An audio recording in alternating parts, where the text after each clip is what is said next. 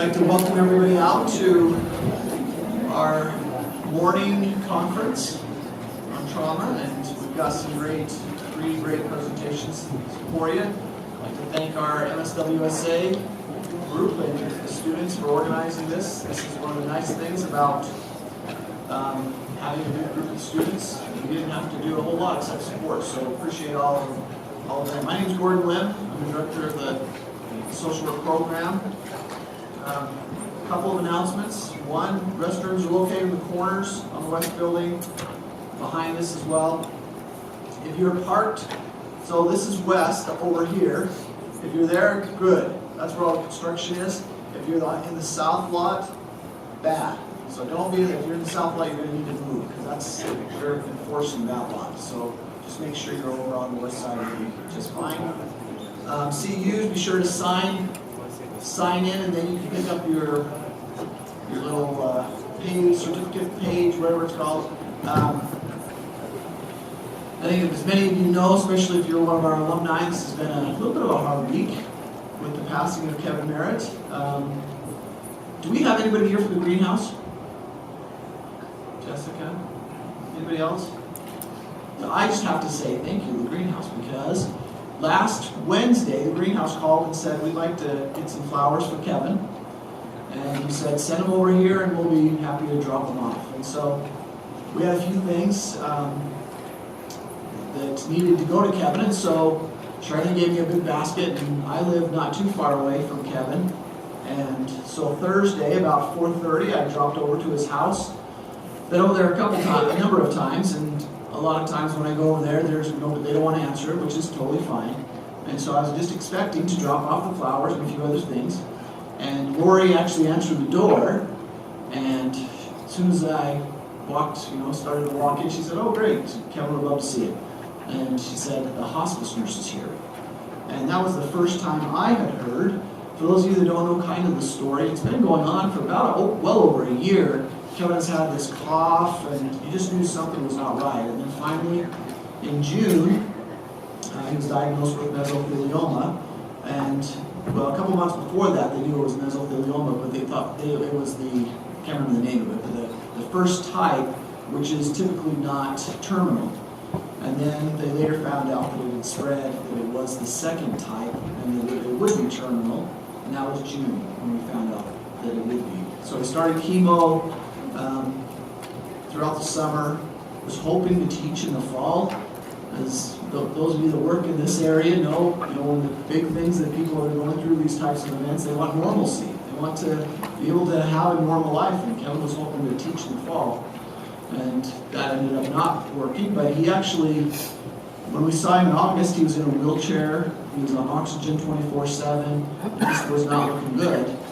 And fall, he was able to kind of get out of the wheelchair and only have oxygen at night. But the last couple weeks, he'd kind of gone down a little bit more. So when I went over on Thursday, and Lori said the hospice nurse was here, that was the first day that Kevin had begun hospice, last Thursday. And so when I talked to him, I was going, wow, I knew that some big tests had come up, and so, okay, tell me what happened. And the doctor said that the cancer had spread to the liver, and that it was going to be, obviously less than 6 months, but he was thinking 2 to 3 months is what he had left as of last Thursday. And so I was grateful that I, was able to go and to see him. But then, a day and a half later, so that was Thursday night, Saturday afternoon, he collapsed and passed away. And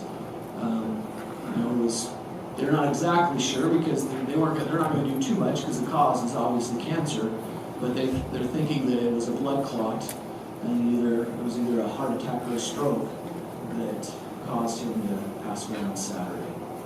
And so tonight is the viewing, and tomorrow at 1 p.m. is his funeral. And so it's been a little bit of a tough week. I know for many of you, some of you knew exactly what had been going on, and for many others, this week was probably the first time you'd heard about some of this, about what had been going on.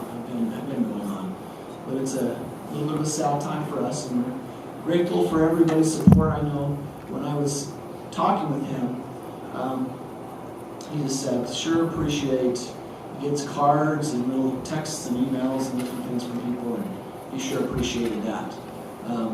Just a funny little story. So he couldn't teach fall, and so we covered a lot of his classes, so part of my job was to find people to come in each week and to teach his class. And so I had to become an instructor of record with him, and I went in the first few minutes talking with him, and I said, I'm a little bit upset at you, Kevin, because your student evaluations were higher than mine for fall. And you didn't even teach. And the students rated him higher than they did me. It was kind of funny. Those student ratings are not worth anything anyway. But it was a funny couple minutes as we kind of joked around about student ratings and how effective they are. But if anybody has any questions, we have gotten permission, and we will be doing a scholarship in his name. And so if you're wanting to donate to that, we'll be sending something out again. I know we've sent a notice or two out, but we'll be sending a little more information if you do want to give toward the Kevin and Lori Barrett Endowed Fund in social work, is what it's going to be called. So anyway, if you have any other questions, feel free to grab me. I'll be happy to give you any other information you have. But it's kind of a sad week for us here in the school social work.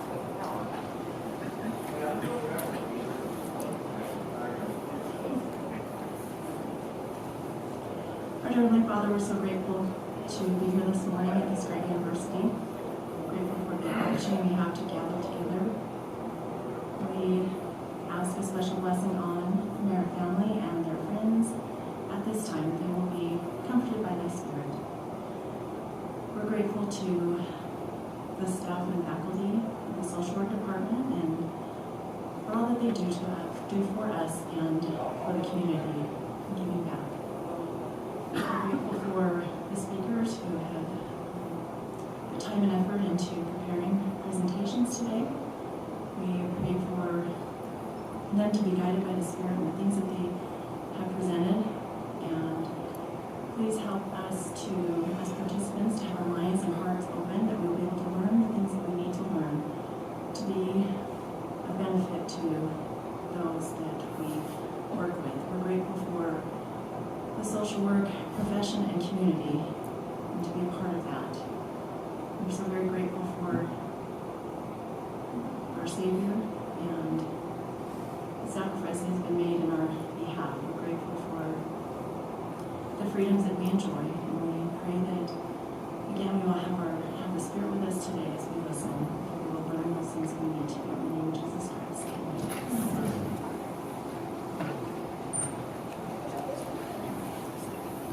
Good morning, everybody. Our first speaker today is Jessica Miller. Jessica is a licensed clinical social worker with a master's degree in social work from Brigham Young University. She has been working at the greenhouse since 2014 and has treated children, teens, and adults. Jessica has a special interest in anxiety, depression, parenting, PTSD, and trauma. She has been trained in EMDR, CBT, TFCBT, play therapy, sand tray, art therapy, and other various modalities. She has worked with adoption and foster care in past jobs, including the children's program at the House of Hope, a residential center for substance abuse, and the National Council for Adoption. Jessica will be speaking to us on individual trauma treatment with children.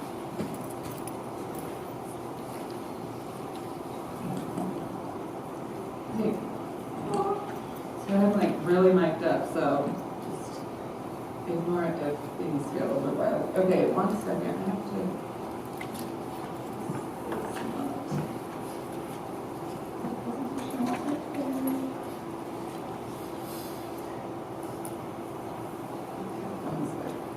Okay. No. I need to be able to move it. There's too many open down here.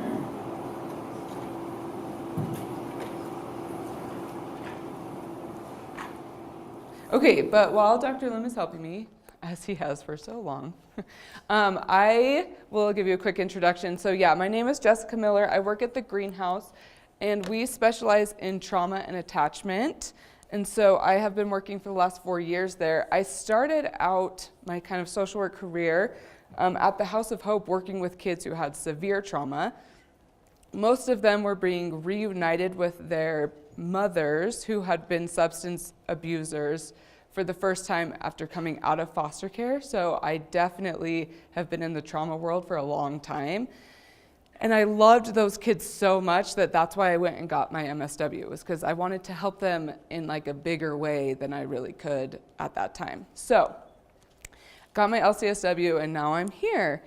I am a little bit stressed about this presentation. I know that because 2 days ago I was avoiding working on this and I bought tickets to Disneyland. So that's how I know that I'm like a little bit anxious.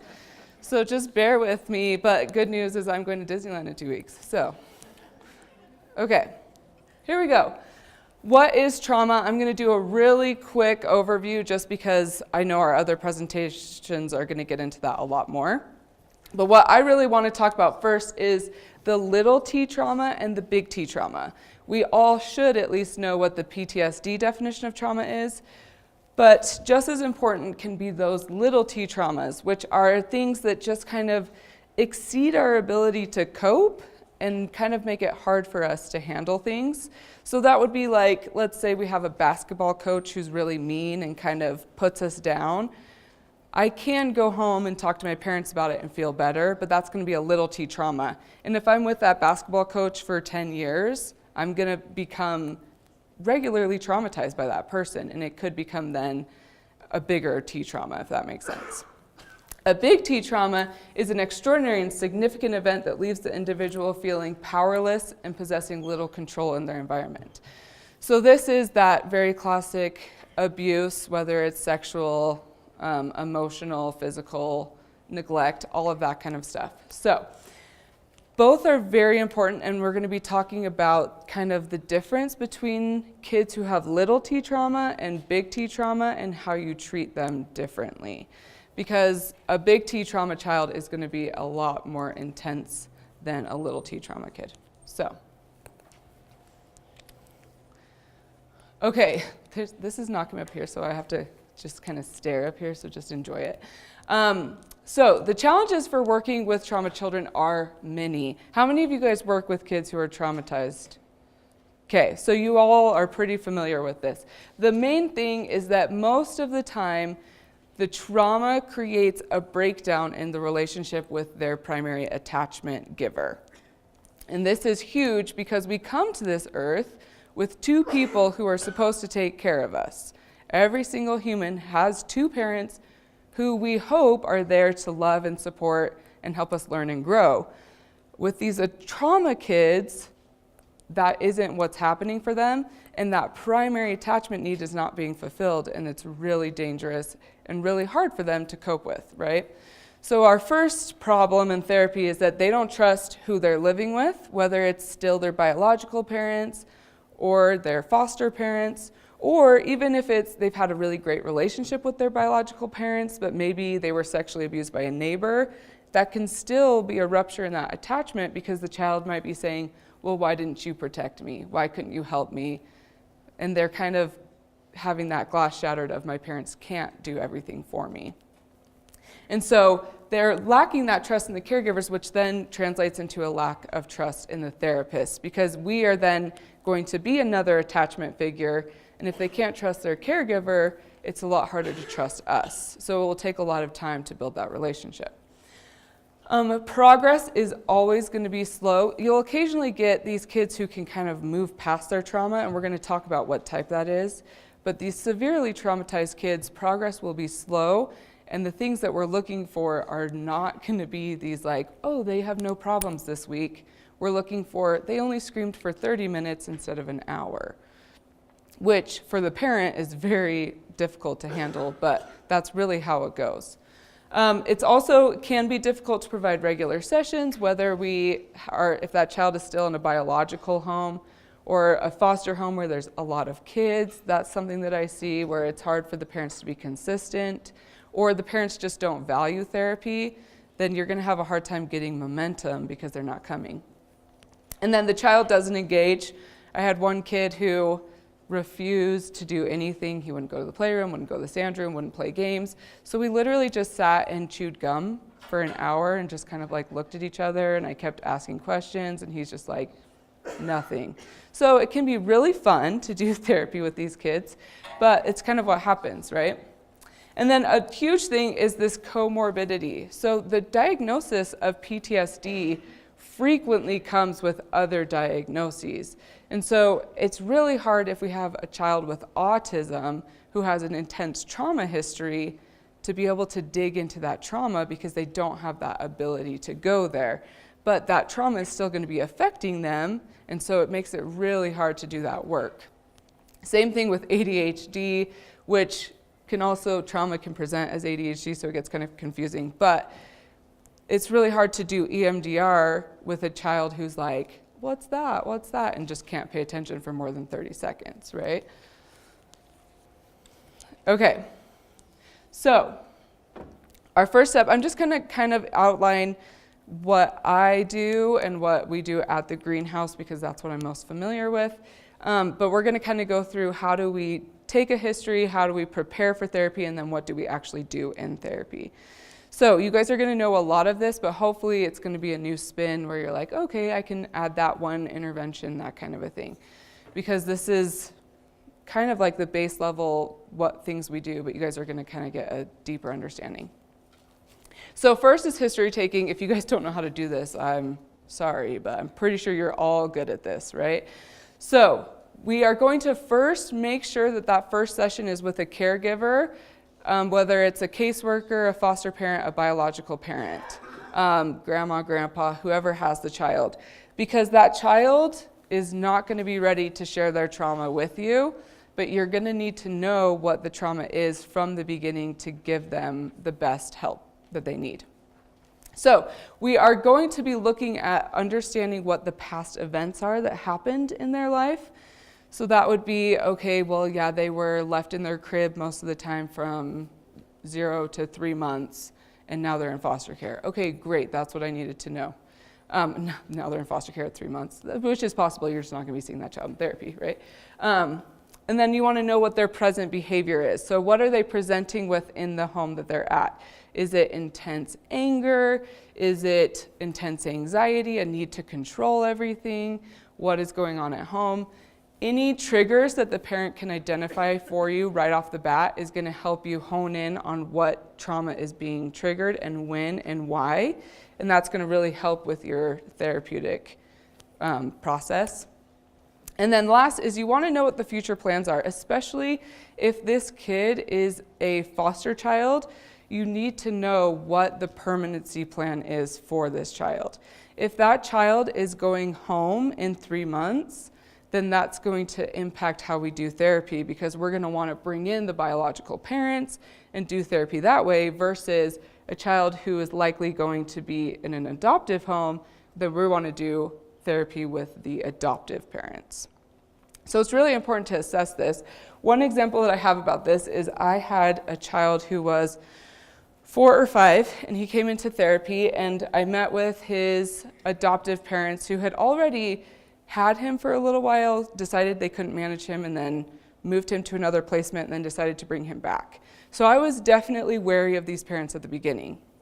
And so I decided not to do any relationship building, but just do psychoeducation for the parents on the side to help this placement succeed. And I chose that because it was just that gut feeling of, you know what, it's not safe for them to be together in therapy. Turns out the parents were really not great to him, and he had to move placements. And I'm always glad that I looked at the case, understood what that client needed, but also what the parent needed. I tried to help both of them. It didn't end up working out. The child moved to another placement where he thrived, and immediately I could tell we could bring this parent into therapy because they were very safe for him.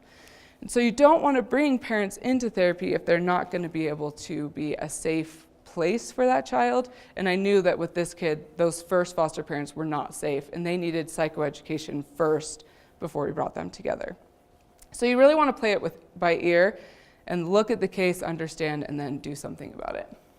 So other ideas, I'm sure you guys have done things like this, a timeline, doing a sand tray, show me what life was like with your biological parents, show me what life is like with your adoptive parents, and then a book about me. Every week, once I get a foster child or a kid who's been adopted recently or whatever, I will get them one of those hardcover blank books, and we will start every session, what would you like to write in your book today? And they can either choose to write about something that happened that week or something from their past. And a lot of kids will vacillate, and you'll kind of be able to see where their tolerance is for trauma that day. Because I'll have a kid who, for 3 weeks, is just, oh, we played with my mom, and they'll draw a picture. And then the next week, I'm afraid that I'll get picked up from school like I did when I was 3 and not be able to go home. Okay, well, they were more ready to talk about the trauma that week, and I didn't have to do any probing or anything. They know that the book is for the past and the present, and they just naturally will do what they are ready to do. Okay. So this was supposed to be beautiful, but it did not turn out beautiful.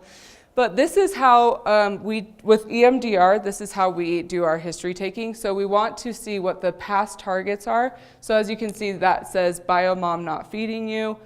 What the present symptom is, what they're struggling with right now, maybe hoarding food. The trigger might be I feel hungry, and what we want them to do in the future, what our goal of therapy is. So that's express need with words and ask for a snack. Does that make sense? Okay. All right, so next we need to do assessment. I'm going to spend a little bit more time on this because with trauma children, it is so important that you are assessing their abilities correctly, because these kids are so sensitive, and if we push them too far, they can't do the trauma work, and you're just ending up re-traumatizing them. And so we have to be really aware of what they can handle and where they're at. So you're going to want to figure out how severe the trauma was. So looking at, is it little t trauma or big T trauma? And then you're going to want to kind of figure out, how do they do with facilitating a state change? Do you guys know what I mean by that, a state change? No? Okay. So a state change would be, I am standing right here, and if I take a second and really think about, oh my gosh, I have to do this later, and oh, I'm stressed about this and all this, I can make myself feel anxious, right? And I can bring that anxiety up, but then I'm an adult, so I can say, you know what, I don't need to be worried about that right now while I'm presenting. So I'm going to take a breath, and I'm going to put that to the side, and I can calm myself down. That's a state change. I went from feeling normal to anxious to calm again on purpose. And you want to see if a child can do that. So yesterday I had a girl in my office, and she was like spitting fire. She was so angry. I've worked with her for a long time, so I can see a lot of her trauma behaviors in my office. She doesn't really hide anymore. And she's like, but I'm hungry, right? And I was like, yes, I know that you're hungry, but I don't have food. We need to calm down anyway, and trying to help her get there. And eventually she did, but she kept resisting that state change. She just wanted to be angry that she hadn't gotten a snack. And that's going to happen with these trauma kids. They're going to become hyper-focused and stuck in one state, and it's really hard to shift them or downregulate them to a better place. So then we really want to know, do they have a healthy attachment figure? This is going to be the crux of therapy for traumatized children. If they don't have a healthy figure, maybe they have been traumatized by their biological parents and are still with their biological parents, it's going to make therapy more complicated, but obviously it can still be done. We just have to resource that child a lot to be independent of those unhealthy behaviors of their parents. But it's a lot easier, therapy will go a lot better if you can get those attachment figures to be healthy and on board with what's happening in therapy. We're going to talk a lot more about that. So, ways to figure out if they have a healthy attachment figure is direct questioning about their home life. So if they're older kids, hey, who helps you with your homework? And if the kid says nothing, I'm on my own, okay, that's telling me something, right? One of my kids I had in class, just off the cuff, said, yeah, sometimes when my brother's babysitting me, all we can eat is waffles, and that happens a lot. And I took that information in and realized that his brother is 8 and probably shouldn't be watching him multiple times a week. So then that's something that I can bring to the parents and say, hey, this is not appropriate.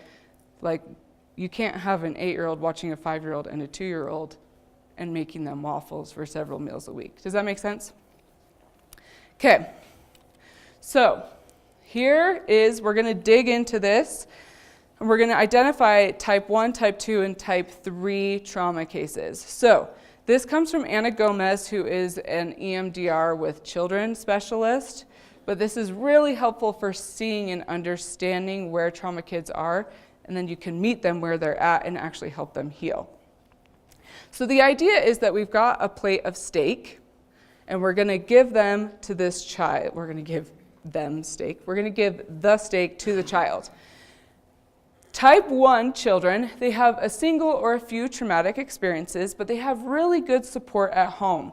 They can shift that state pretty easily, right? That's your standard, hey, Sally is really angry because you took her toy, but we say, hey, Sally, why don't you play with this? And she redirects easily, right?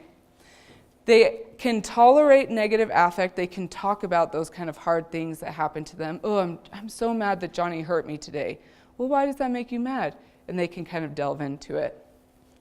And there's little intervention required with parents. These are the parents that are like kind of just right on top of it. Hey, I would love, what can we do this week to help? What are you working on with them? You know, and they're right on top of it, and you're like, sweet, golden parents, we're going to make a lot of progress, right? And they're generally positive, and they have these adaptive internal resources to draw from. So this might be a kid who just is experiencing more anxiety and they need some help, or they had like an incident of sexual abuse, or something happened at school, they broke an arm, they had a hard car accident, that kind of a thing. But all of their other systems are in great shape, so they're going to move really well. As you can see, she has nice, beautiful teeth. Good job, girl. And those are all those resources that she has to chew up the steak. And so she could really, if she wanted to, just take a bite out of that steak, chew it up, swallow, and be good, right? Our next kind of child, type of child, is type 2 case, where they have multiple experiences of trauma. Their family system has some difficulties, and they have difficulty managing their affect, right? So they might swing really quickly in between emotions, that kind of a thing. But they have some good moments. So this would be a foster child who was actually really raised by their grandparents. So their biological parents have a lot of trauma, but they were always with their grandparents who were pretty safe. So they've definitely experienced trauma, but they've also experienced safety. And at least one caregiver is open to participation in therapy and is a healthy resource for us that we can draw from and help that child. So as you can see, this child is missing teeth, but they can still chew, and they still have some resources. But with this child, when we take that trauma, that steak, we're going to want to cut it up first and then feed it to them. Because they're not like type 1 where they can just bite on into that. We're going to want to cut it up, give them a knife and a fork. They can take a bite, chew it, and work through it with the resources they do have while we're building up more resources. And then the last type is type 3. And every time I see this, it's just so sad because we really do see kids with teeth like this, right? And so it's kind of a literal and symbolic representation of the trauma. So type 3 cases are chronic and severe early trauma. Early trauma is 0 to 3 years old, which is when these children are forming their attachments and their views of the world, their understanding of the world. And when trauma happens that early, they have no coping skills to handle it, and they're very vulnerable, and they'll be highly traumatized if it happened during that time. So they often have those comorbidity, that problem of they also have autism and ADHD, oppositional defiant disorder, whatever is coming out of it. The family system is chaotic, highly dysregulated, not even there, right? And there's usually some DCFS involvement. Luckily, I see kids who are in DCFS care or adopted out. You won't often see this child in therapy if they have not already been taken into care by DCFS. The parent who does this, who is abusing and neglecting their child, is not going to also be bringing them into therapy. So most of the time, the emotional and that support and that physical attachment to a new caregiver is going to be with the adoptive parents. But there's always that they're going to go back to those biological parents, so you might need to work on that. It kind of gets confusing with these kids, but these are your highly traumatized kids, and we need to take that steak, do it in really, really tiny, small bites, or puree it, or make it so that they don't even realize that they're eating the trauma, right? These kids are not going to have that ability to just head-on face what happened to them. And you can see how over time they're going to be able to learn to adapt to function in their environment. And it's usually, these are the kids that you're going to see those very severe behaviors of anger at school. You know, flipping desks when they're angry, pushing their sibling down the stairs, stuff like that. Those really dysregulated behaviors. Any questions about the 3 types? Okay, so you really need to dig in and know which type of child you're working with, because you will tailor all of your therapy to which type it is. If you have a child who has no teeth and you're trying to force them to talk about what happened to them and do EMDR and all of this, it's going to go poorly, and that child is going to have an adverse reaction to therapy, an adverse reaction to your relationship, and then an adverse reaction at home, right? Whereas if you are slowly guiding them and building resources over time, and then you're like, hey, we have enough teeth now, let's start to eat the steak, they're going to be able to do it. So we really want to avoid re-traumatizing these children and what happens. Okay, so these are all of the therapeutic modalities that I regularly use. The only one that I don't use that I personally don't teach is TBRI, but I work with parents who are trained in it all the time. So I am very familiar with it, but I don't actually train on TBRI. But the rest of it, I do all of that, and I'm sure a lot of you guys do too. So we're going to go through some of these. Okay, so the first thing is to realize what we need to do as therapists to create safety in our office for these children. They come in and they are so highly traumatized that you'll see either that anxious attachment where they love you immediately and they're like, I love going to Jessica's office, and we create a safe place and it's my office and I'm in every picture that they draw and all of that. Versus the avoidant child who's going to be like, I don't want to be here, why am I coming? I'm not talking to you about anything that happened to me. I'm just going to tell you about all my friends at school, that kind of a thing. So we really want to create a feeling of safety for any of these children who are coming to your office. So you want to be present, you want to be with them. There's nothing worse than a child looking to you for validation or support and you're looking somewhere else, right? And you're like, ooh, I missed a moment for them to know that I'm here and I'm watching them. And so you really want to make sure you're present with them so they can feel that, because these children who have the severe trauma they have not had that experience of being delighted in and having someone pay attention to them and track them. They've just kind of been like, hey, be quiet, don't do that, all of that. Or it could be, hey, don't do that, and I give them a slap, right? But to have someone just watch them and say, oh, you're right, that's so cool. And they're like, whoa, someone thinks I'm important. And that can be the first building blocks to a better neural network, right? So you want to be bigger, stronger, wiser, and kind, open, accepting, refrain from judgment. If a child says, like my kid, hey, yeah, my brother makes waffles for us, instead of being like, that's not very good. Like, you guys should be eating something more nutritional, and maybe your brother shouldn't be watching you. I'm saying, wow, waffles? Those are so delicious, some of my favorite foods. And then later I'm going to the parent to discuss my concerns about what's happening, right? You also want to be a container for their experiences. If they share with you what happened to them, you need to be able to hold that for them until they're ready to handle it. And that's where a lot of times we can use that symbolically and actually write it down and leave it in my office. And I say, I will take care of this until you're ready. And kids really love that. Those kind of 8 to 11, they really glom onto that as like, hey, I can leave this here and Jessica will protect it for me and I can have a good week. Younger kids are not going to get that symbolism. So you want to hear, see, understand, and care. So, something else that is super important to remember before you start therapy with a traumatized child is you will at some point need to use a distancing technique. The trauma, if we bring it up, it feels present to them.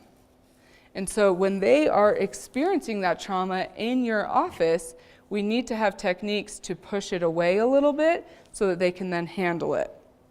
So you might use a whiteboard. Kids that I work with love this. I have a huge whiteboard, so if we are talking about anything hard, I will give them a marker and then they can write their responses or what happened or draw a picture of what happened. But then when it's over, I'll take a picture so that I have a record of it, but then they can erase it and they don't have to worry about it anymore. Kids love that. Create a fort. This one is a little bit fancy, but there should be a place in your office. I have a blanket and I will do EMDR and the child will be under the blanket the whole time and I have no idea what their affect is, but I can track using those words, and if I ever feel like I need to, I'll say, hey, can you pull the blanket back so I can see your face, just to make sure that they're okay. But most of the time, once they're under the blanket, I realize, okay, we just need to regulate and take this really slow, right? But having something like that is really necessary because if they need to step away, they need to have that place where they can. Use a microphone and interview. Hey, how do you think a 3-year-old would feel if their mom did that? Well, I think that would be awful. Okay, but it's not about them. How did you feel when your mom did that? It's what do you think would happen? That kind of a thing. Write the story in third person for older kids. You can have a parent do this for a little kid, like, oh, a little boy was sad in his mommy's tummy because his mommy was using drugs. And then the child will understand that that story is about them, even though they don't straight up say, oh, that's about me, but it's starting to speak to that inner system. You could do a comic book of trauma.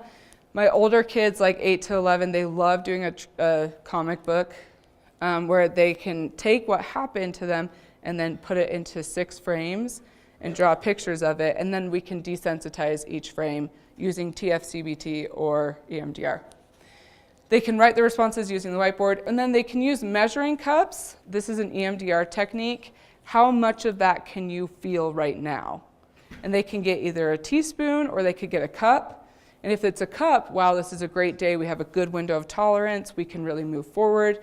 If they're like, I can only tolerate a teaspoon of sadness today, then we say, okay, let's hold on to that teaspoon of sadness.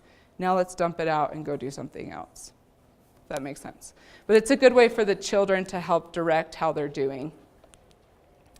Okay, so emotion-based interventions. I'm not going to spend time on this because you guys are experts on this. Like, everyone knows how to teach emotions in therapy, right? I hope. If you're skipping that, we're kind of skipping the basis of therapy, right? But lots of ideas of things that you can do. Feelings Candyland, play the whiteboard game where you draw a face and then you make the face. Teaching them what flexible versus rigid is with the spaghetti. Either the spaghetti breaks or it can bend. We want to bend with things that happen to us, that kind of stuff. So this is very important. This is our window of tolerance. How many people are familiar with the window of tolerance? Okay, so we want kids to be in this green zone throughout our entire session. If they are going into the red or blue zone, they are not processing, they are not thinking clearly, and we are unable to help them. It is so crucial that we are staying in that green zone. And if we are not in the green zone, our number one goal should be to get the child back to the green zone. I have to tell all my parents this, because they often get this misconception, and kids. The green zone does not mean we are not experiencing negative emotion. We can be sad and be in that green zone, but we're handling the sadness, we're working through it and understanding it. It is so vital with these traumatized kids because you will send them into their red or blue zone so quickly and then they're offline. And you're trying to do all this therapy work and they're just gone and they need your help to come back to a safe place. And so we don't want them dissociating, for example, in your office because that's going to be awful for that child. And it's just going to further reinforce that negative coping skill of just kind of la la la la la when something hard comes up, right? So you want to watch, and I'm sorry it's kind of blurry, but you want to watch and see how they're responding to what you're doing. A kid who is in their window of tolerance is going to be able to listen, make eye contact with you. They're not fidgeting around too much, just an appropriate amount for their age range, Whereas a kid who's moving out of their window of tolerance, you're going to see, oh, we're telling the story in EMDR, and all of a sudden they're like, ah, and they're like, I have one girl who will literally just like melt off the couch when she's getting out of her window of tolerance.